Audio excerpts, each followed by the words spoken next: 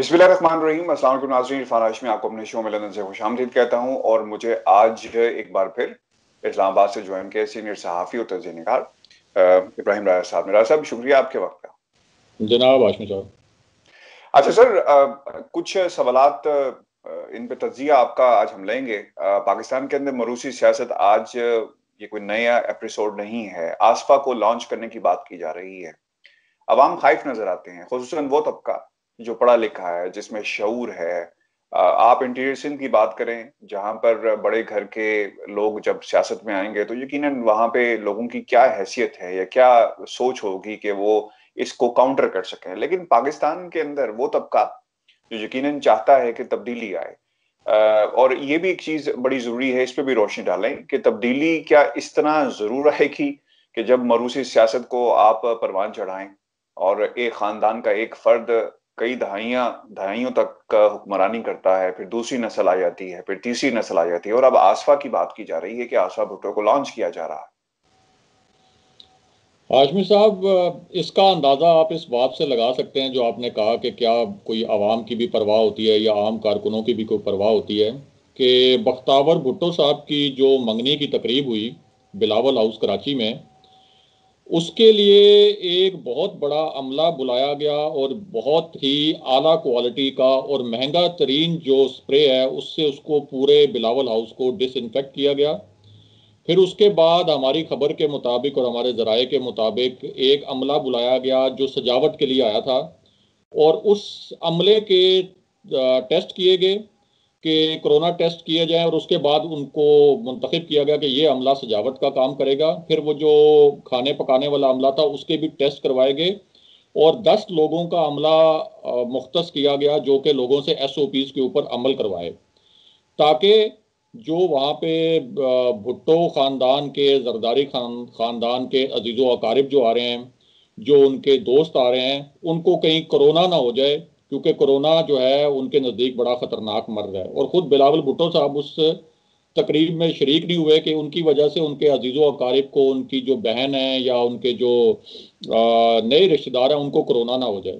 एक तरफ ये हालत है कि इतने मैयत ले रहे हैं, दूसरी जानिब मुल्तान के अंदर बिलावल भुट्टो साहब लोगों को कह रहे हैं ट्वीट्स करके और वीडियो पैगाम दे रहे हैं कि जी आप जलसे में आएँ और लाजमी आएँ। अब आपको पता है कि मुल्तान में जो जलसा होगा या किसी भी ग्राउंड में जो जलसा हो, तो क्या उस पूरे इन्वायरमेंट को, उस माहौल को कुछ डिसइंफेक्ट किया जा सकता है?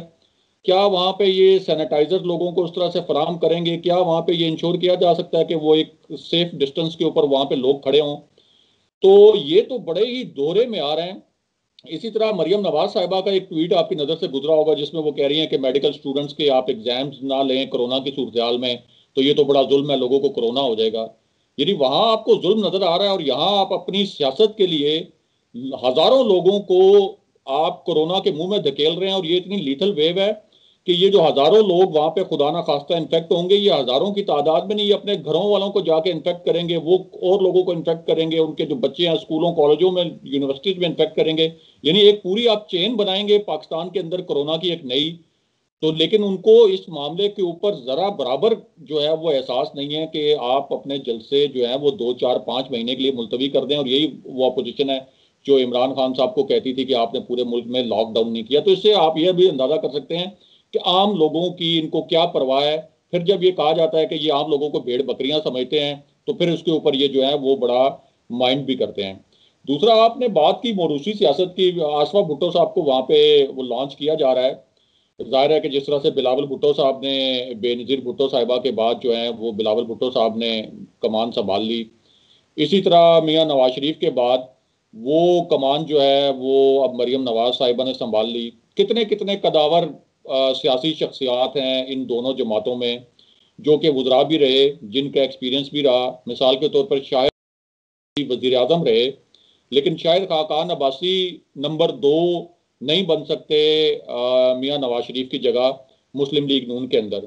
एहसन इकबाल जो CPAC चलाते रहे, वो नंबर 2 की पोजीशन हासिल नहीं कर सकते। वो पोजीशन जो है वो मरियम नवाज साहिबा को ही हासिल होगी और कोई और उसके अंदर नहीं आ सकता। आपको पता होगा शहबाज शरीफ नहीं हासिल कर कि सके। शहबाज शरीफ नहीं आ सके, और ये उस वक्त एक मामला चल रहा था कि जब मियाँ नवाज शरीफ की नाअहली हुई कि शहबाज शरीफ जो हैं वो उनको आगे लाया जाए और वो प्राइम मिनिस्टर बन जाएं उस वक्त। लेकिन उस वक्त उन्होंने शहबाज शरीफ को इस वजह से नहीं लाया कि ऐसा ना हो कि शहबाज शरीफ मरकज में आ जाएं तो फिर ये हमजा शहबाज जो है वो मरकजी सियासत में आ जाए और मरियम नवाज साहिबा जो है वो पीछे रह जाएं।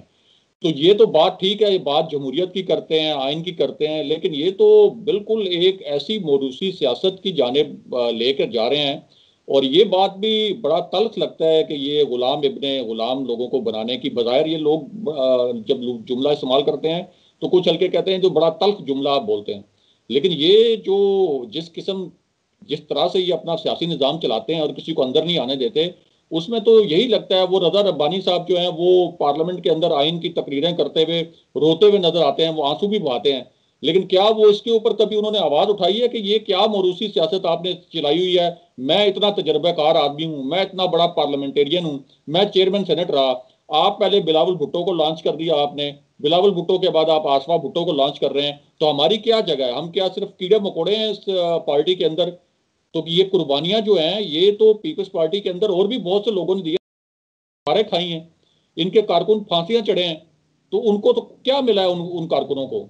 तो फिर वही बात आ जाती है कि यानी ये जो दोनों जमातों के हवाले से कि ये मौरूसी सियासत को फॉलो करती हैं। और ये जो पाकिस्तान का निज़ाम है, ये पाकिस्तान का सियासी निज़ाम ही इतना बोसीदा है कि इसके अंदर कोई और आम आदमी जिसके पास अरबों खरबों रुपए ना हो, जिसका एक पूरा नेटवर्क ना हो, जिसके पास बड़े बड़े कारोबारी शख्सियात और बड़े बड़े कारोबारी ग्रुप्स के साथ उनकी दोस्ती ना हो, जिनके मफादात ना जुड़े हों, वो तो कोई सियासत में ऊपर आ ही नहीं सकता। आप वो देख लें कि ओमनी ग्रुप के साथ जो है वो जरदारी साहब की जो फैमिली है उनका कितना करीबी ताल्लुक है, शरीफ खानदान के साथ जो बड़े बड़े ग्रुप्स हैं उनका कितना करीबी ताल्लुक है। तो ये तो एक ऐसा सियासी निज़ाम बन गया हुआ है जिसके अंदर रिफॉर्म्स लाते लाते पता नहीं कितनी सदियां यहाँ पे गुजर जाएंगी और ये रिफॉर्म्स नहीं आएंगी। तो इनको तो ये इस मामले पे कम से कम यानी कम से कम ये सोचना तो चाहिए कि हम किस डगर के ऊपर जा रहे हैं, लेकिन ये रियलाइजेशन नहीं है। और बहुत अफसोसनाक सूरत हाल ये भी है कि कोई क्वेश्चन भी नहीं करता। एक चौधरी निसार साहब ने क्वेश्चन किया था जब मरियम नवाज साहिबा को बनाया गया था कि जी नवाज शरीफ के बाद पार्टी को ये लीड करेंगी, तो चौधरी निसार साहब को उन्होंने नून लीग ने निशाने इबरत बना दिया। यानी उनको, कर दिया सर। जी हाँ, बिल्कुल उनको निशाने इबरत बना दिया कि आपने ये सवाल क्यों खड़े किए।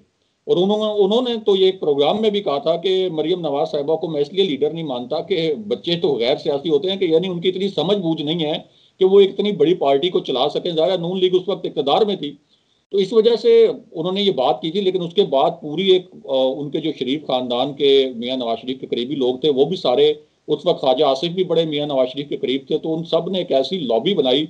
उन्होंने कहा चौधरी निसार साहब ने तो एक गुनाह कबीरा कर दिया है। हालांकि पार्टी के अंदर तो आपको राय देने की आज़ादी होनी चाहिए, लेकिन ये बात ठीक है जी हाँ, आपको अथॉरिटेरियनिज्म वहां पे नजर आएगा। जी हाँ, वो खानदान से बाहर नहीं जाएगी पार्टी। ख्वाजा साद रफीक साहब भी हमेशा से खाइफ रहे कि जेल गए, क़यादत ने नहीं पूछा, और अब लाहौर का जलसा है ना, ऑब्वियसली वो भी थोड़े खाइफ क्या वो। देखिए ख्वाजा साद रफीक जो है वो बड़ी स्ट्रगल किया उन्होंने पार्टी के अंदर, नून लीग के अंदर बड़ी उनकी एफर्ट है और बड़ी उनकी कुर्बानियां, और बड़े ही हार्ड लाइनर थे। और वो उन्होंने उस वक्त सख्त मौक़िफ़ अख्तियार किए रखा ऐसे ऐसे अदवार में, मुशर्रफ दौर में भी, कि जब ये बड़ा मुश्किल था नून लीग के लिए। लेकिन हमने देखा कि ख्वाजा साद रफीक ने जब पार्टी के अंदर कभी भी कोई इख्तलाफी बात करने की कोशिश की, और वो भी बड़े पोलाइट वे में, तो उनको स्नब किया गया, उनको रोका गया, और उसके ऊपर जो है वो नाराजगी का इजहार किया गया। ये एक तरीकाकार होता है इन पार्टियों का कि पार्टी के अंदर अगर आपके खिलाफ यानी आपकी राय से भी कोई इख्तलाफ करे तो आप उसे कहें कि ये पार्टी मुखालिफ इसने बयानिया दिया है, और फिर आप उसको इस तरह से निशाने इबरत बनाएं, यानी उसको बिल्कुल साइड लाइन कर दें कि बाकी लोग जो है ये जुर्रत ही ना करें कि आपकी हाँ में हाँ मिलाई जाए। हर सूरत में आपकी हाँ में हाँ मिलाई जाए, आप जो कुछ कह रहे हैं वो सिर्फ आपकी राय से भी इख्तलाफ ना करें, क्योंकि अगर आपकी राय से भी इख्तलाफ करें तो उन्हें जो है वो आप इस तरह से निशाने इबरत बनाएं कि दूसरा कोई जुर्रत ना कर सके। तो ये एक बड़ी सोची समझी पॉलिसी है। और मैं 20 साल हो गए हैं हाशमी साहब सहाफत में, इन जमातों की सहाफत को मैंने बहुत सियासत को मैंने बहुत क्लोजली देखा है, लेकिन इस बात पर तो मैं 100% मुत्तफिक हूँ कि ये ख़ानदानी सियासत से बाहर कभी भी अपनी पार्टी की सियासत को ना इन्होंने जाने दिया और ना ये जाने देंगे। आपने सियासत की बात की कि सर लोग तो अब ये भी कह रहे हैं और हुआ भी है, मरियम औरंगजेब ने और राना सनाउल्लाह साहब का जो बार बार कह रहे थे कि जनाब इजाजत नहीं दी जा रही, उधर से जलसे में इतला नहीं मिली, मरियम बीबी ने जो है वो एक ट्वीट कर दिया और फिर इजाजत नहीं दी जा रही शहबाज शरीफ को बाहर आने की। तो ये तो बिल्कुल बात किसी से अब छुपी हुई नहीं है। जब शहजादा अकबर पूरी दुनिया को दिखाते हैं वो दरखास्त जिसमें लिखा हुआ था कि जनाब एक दिन पहले हमें आने दिया जाए बाहर, और फिर ताकि ज्यादा से ज्यादा टाइम को लोगों के साथ गुजारा जा सके। तो सियासत तो सर यहाँ पर मरने वालों पे भी हो रही है। जी, सियासत बिल्कुल हो रही है, और खुद शरीफ खानदान को चाहिए था कि जाहिर है कि उनके लिए ये एक सदमा था, उनकी शरीफ बरादरान की वालदा का इंतकाल हुआ, तो उनको चाहिए था कि इसके अंदर कोई सियासी मामला जो है वो इन्वॉल्व भी ना करें। ना ही उनको चाहिए था कि वो 2 हफ्ते की कोई दरख्वास्त दें कि 2 हफ्ते के लिए उनको रिहा किया जाए शहबाज शरीफ को। एक मामला था, जाहिर है कि एक वफात हुई है, वो मियां नवाज शरीफ अगर समझते हैं कि वो पाकिस्तान नहीं आ सकते और उन्हें ये खतरा है कि वो यहाँ गिरफ्तार हो जाएंगे, तो इस मामले को उन्हें खुद ही ज़्यादा सियासी रंग नहीं देना चाहिए था। लेकिन अफसोसनाक पहलू ये है कि ये उनकी वालदा का जो इंतकाल हुआ वो एक सियासी इशू बन गया पाकिस्तान में, और उसको सियासी इशू के तौर पर डिस्कस किया गया, और इसकी सबसे ज़्यादा फिक्र जाहिर है कि हुकूमत को नहीं होनी चाहिए, इसकी सबसे ज़्यादा फिक्र तो उन लोगों को होनी चाहिए जिनकी वालदा का इंतकाल हुआ है। तो उनको चाहिए था कि इसको लो प्रोफाइल में रख के इसके ऊपर कोई ऐसी बात ना करें कि लोग ये कहें कि इन्होंने इस मामले पर सियासत करने की कोशिश की है। यानी अगर वो नहीं भी कर रहे थे तो तब भी उनको इस इशू को इस तरह से उछालना ही नहीं चाहिए था, और ना ही 2 हफ्ते की दरख्वास्त देनी चाहिए थी कि 2 हफ्ते की, अगर उनको लग रहा था कि कानूनी तौर पर मुमकिन नहीं है, या अगर उनको ये लग रहा था कि हुकूमत उनको 2 हफ्ते के लिए रिहाई नहीं देगी, तो उनको इस किस्म की दरख्वास्त भी नहीं देनी चाहिए थी। एक जो प्रोसेस है कि वो उनकी मैयत जहाँ आई और उसको एहतराम के साथ उनकी तदफीन कर देनी चाहिए थी, लेकिन ये बदकिस्मती से ये एक सियासी इशू बना है। बहुत शुक्रिया राज साहब, आपके वक्त का। व्यूअर्स, ये हमारा आज का शो था और मुझे आज खुसूसी तौर पे एक पैगाम आप में से किसी दोस्त का मिला और कहा कि यकीनन इस पे बात की जाए। पाकिस्तान की आवाम के लिए ये मरूसी सियासत जो है हमेशा से रहेगी और इससे हमारी जान क्यों नहीं छूट रही। तो ये आज का हमारा प्रोग्राम था। अपने कमेंट्स में जरूर भेजें और चैनल को सब्सक्राइब करना मत भूलिएगा। मुझे इजाजत दीजिए। अल्लाह ने